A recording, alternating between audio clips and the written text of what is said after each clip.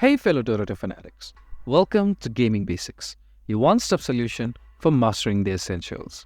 Let's dive in and level up together. In this video, I'm going to show you how to get pusher tokens for the newly added event called Crownfall in Dota 2. To do so, first need to open your Dota 2 via the Steam client, then go to Act 1 by clicking here, and here's the overworld map of the event. So to get pusher tokens, first you need to know which heroes will give you pusher tokens when you win with them. To do that, you first need to click on this icon right here which says pusher. Click on it, and here are the list of heroes that will give you the token. On the right, you'll see the list of heroes that will give you 1 pusher tokens when you win with them, and Nature's Prophet will give you 2 tokens when you win with it. If you found this video helpful, please give us a thumbs up, and if you have any questions for us, please feel free to mention us in the comment section down below.